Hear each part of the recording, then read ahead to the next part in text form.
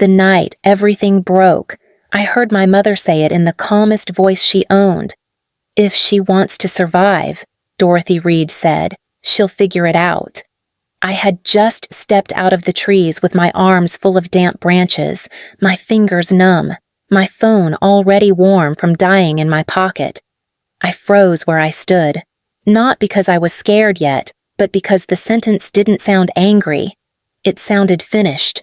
The story you are about to hear is a fictional work created by the writing team of the channel Revenge World, inspired by real-life situations to convey lessons about family, emotion, and human values.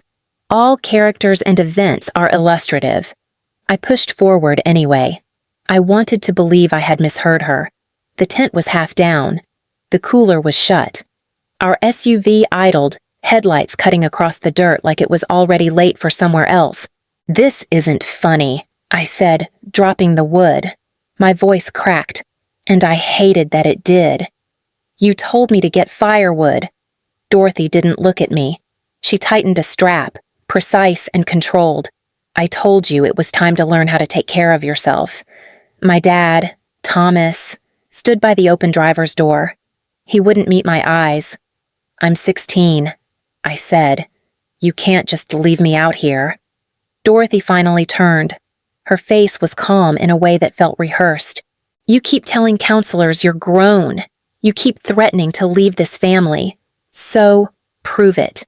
I reached for the car door. My hand barely touched the handle before she grabbed my wrist and peeled my fingers away, one by one. Like they were nothing. "Mom," I said. "Quieter now. That word doesn't work on me tonight," she said. The door slammed. The engine revved. The headlights swung past my face, then disappeared down the road. I stood there with a half-zipped backpack and a phone at less than 20%, listening to the sound fade until the forest swallowed it. "If you're still here, stay with me." This didn't end in the mountains. That was only the beginning. At first, I told myself they would come back.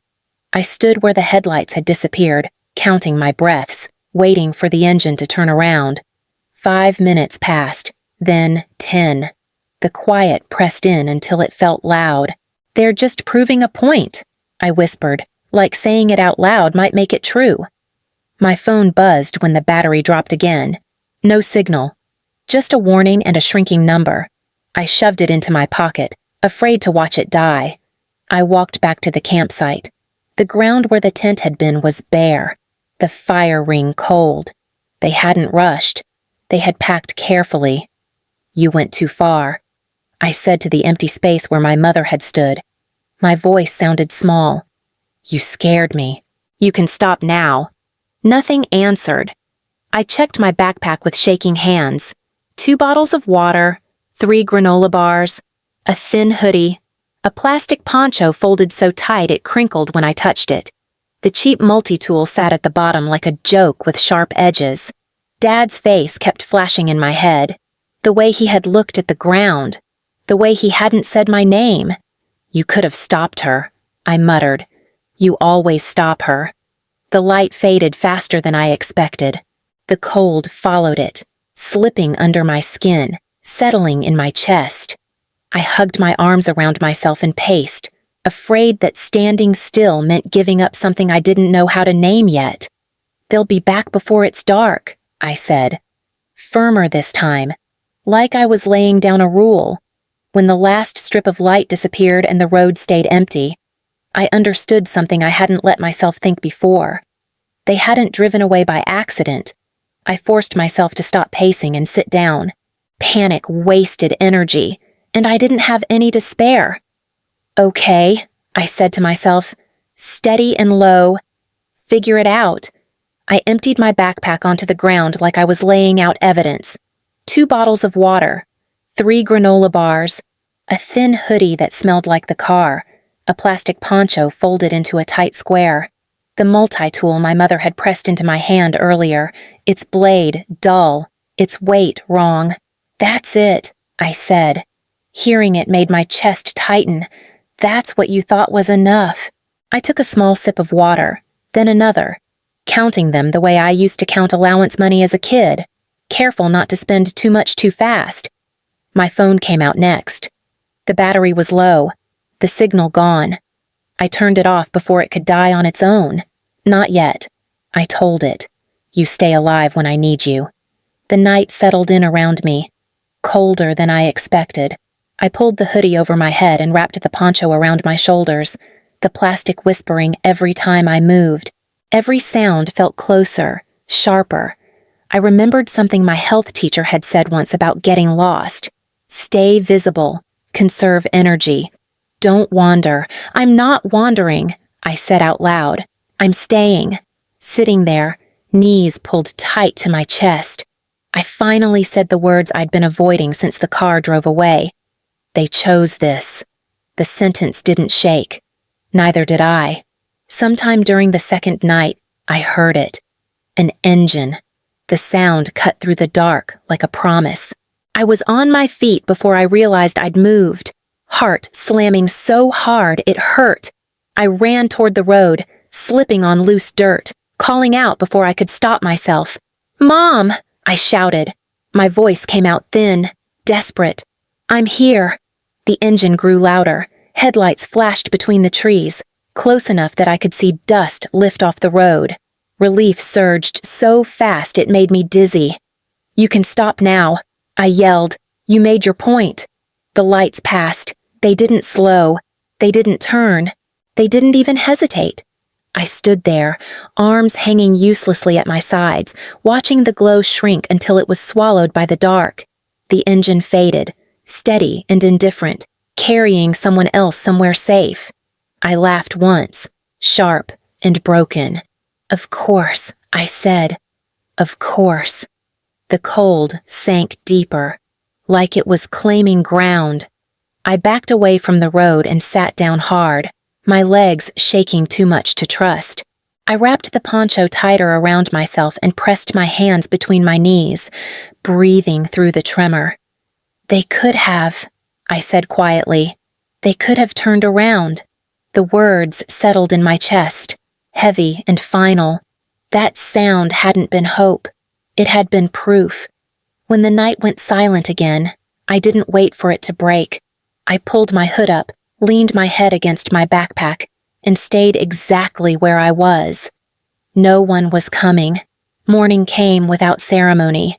I woke up stiff and disoriented, my tongue thick, my head pounding. When I reached for my phone, it stayed dark. I slid it back into my pocket without turning it on. I didn't want to watch the last thing I had die. "Get up," I told myself. "Not here." I took one careful sip of water and forced half a granola bar down, chewing slowly so my stomach wouldn't rebel. Standing made my legs shake, but they held.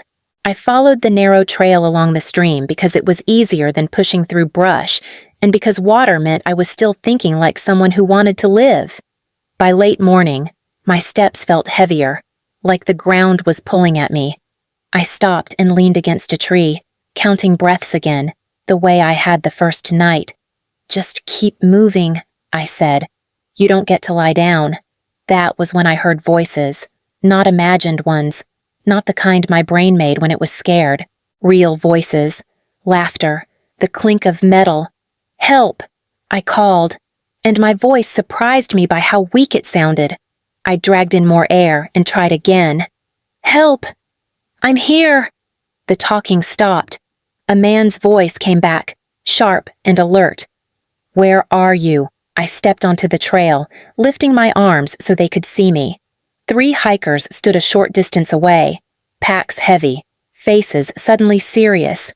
"Oh my God," one of them said, already moving toward me. "Are you hurt?" "I'm 16, I said. The words fell out of me like a confession. I was left here. They didn't argue. They didn't doubt. One of them wrapped a foil blanket around my shoulders while another spoke into a radio, his voice clipped and professional. "Minor located," he said. "Abandoned. Suspected neglect." By the time the ranger arrived, my knees had given out. As they guided me toward the station, I realized something with a strange, hollow clarity. I had survived, and someone else was finally saying what had been done to me out loud. My Aunt Marianne arrived before my parents did. She burst through the ranger station doors like she'd been holding her breath the whole drive, wrapped me in her arms, and didn't let go until my shaking slowed. She smelled like laundry soap and panic. "I've got you," she said, over and over. "You're safe now." The ranger stepped closer, his voice careful. "We need a phone number for your parents." My stomach tightened. I shook my head. "Call my aunt," I said. "Please." He nodded, like that answer made sense. We sat in a small room while they brought me water and checked my hands. Marianne stayed beside me, one hand firm on my shoulder. When the ranger came back, he looked different, quieter. "Your parents didn't report you missing," he said. "They haven't contacted the park." Marianne's grip tightened. "What do you mean, didn't report her missing?" He glanced at his notes. "They told family members she ran off, that this was a discipline issue." The room tilted. I stared at the floor, at the scuffed edge of my shoe. "They said I ran away." I repeated. Marianne stood so fast her chair scraped the tile. "That's a lie." The ranger didn't argue. "We've documented everything. The location, the time, the fact that you're a minor." I laughed once, a sound that didn't feel like mine. "They went home," I said. "Didn't they?" Marianne closed her eyes. "They did," she said. "They took showers. They went to work." Something cold slid into place inside me. The mountains hadn't been the worst part. The cold hadn't been the worst part. "They left me," I said. "Steady now." And then they erased me. Marianne knelt in front of me, her eyes shining. "You didn't disappear," she said. "They don't get to decide that." That was when I understood the truth I hadn't wanted yet. Getting out of the forest had been survival. Going back to them would have been surrender. I moved in with Aunt Marianne 2 days later. No speeches, no family meeting. She handed me a clean towel and said, "You can stay as long as you need." I stayed until I turned 18. My parents didn't show up. They didn't apologize. They sent one message through Marianne that said, "We should talk when she calms down." I am calm. I said, "I'm done." At 18. I packed everything I owned into 2 bags and took a bus to Spokane. Marianne hugged me at the station, her voice tight. "You don't owe anyone your address." "I know," I said. For the first time. I meant it. My life there was small, but mine. I worked early shifts, rented a room with a lock that only I had a key to, and learned how to sleep without listening for footsteps. When co-workers asked about my family, I said, "We're not close," and left it at that. Silence became my version of safety. For a while, it worked. Then, one afternoon, the bell over the shop door rang, and I felt it before I saw her. The air shifted, my chest tightened. My mother stood at the counter, eyes already shining, like she'd rehearsed this moment longer than I had rehearsed surviving it. "Abigail," she said, soft and broken. And just like that, the life I built without them wasn't far away anymore. She cried in front of my co-workers, not quiet tears, not contained ones. Her shoulders shook, her hands trembled, and people stared like they were watching something break in public. "I've been looking for you," my mother said. I was so scared. I stepped around the counter. "We can't do this here. Outside." She reached for me. I stepped back. "Why didn't you call the park?" I said. Her mouth opened, closed. "I didn't think it was necessary." "Why didn't you report me missing?" She looked past me, toward the street. "You always came back." "Why did you tell people I ran away?" Her face tightened. "You were angry. You wanted to hurt us." I nodded once. "Those are the 3 chances." She started crying harder. "I was trying to make you strong. You left me at 9,000 feet, I said. You didn't check if I was alive. You lied after, I'm your mother, she said, like it was leverage. That didn't protect me. I said, so it doesn't protect you now. She reached again. I stepped farther away. If you contact me again, I said, I will document it. If you come to my job again, I will file a report. Her eyes flashed, sharp and familiar. You'd really do that to me? Yes, I said, because you already did it to me. I walked back inside and tied my apron with shaking hands. By the end of my shift, there were emails waiting from addresses I didn't recognize. Long messages. Apologies tangled with blame. I didn't reply. I took screenshots. The next morning, there were more. That was when I understood something else. She hadn't come to make peace. She had come to take control back. The officer listened without interrupting. I laid everything out in order. The messages, the fake accounts, the ranger report from Colorado, the notes that said minor, abandoned, suspected neglect. He didn't call it a misunderstanding. You did the right thing by documenting, he said. We'll take it from here. After that, the noise moved away from me. Official letters went out. Old records were reopened. My mother lost the volunteer position she bragged about online. My father was named in the file for failing to protect a minor. Neither of them called me again. Weeks later, my aunt asked if I wanted one final conversation. I agreed. On speaker, with her sitting beside me. I'm sorry, my mother said. No explanations, no defenses. I believe you. I said, and I still don't trust you with my life. She was quiet. So was my father. Now, on nights when the shop is empty, I think about the girl who sat alone in the dark and decided to stay alive. I think about how silence protected everyone but her. If you're listening to this and something feels familiar, don't carry it alone. Tell someone. Write it down. Save the proof. Truth doesn't need shouting.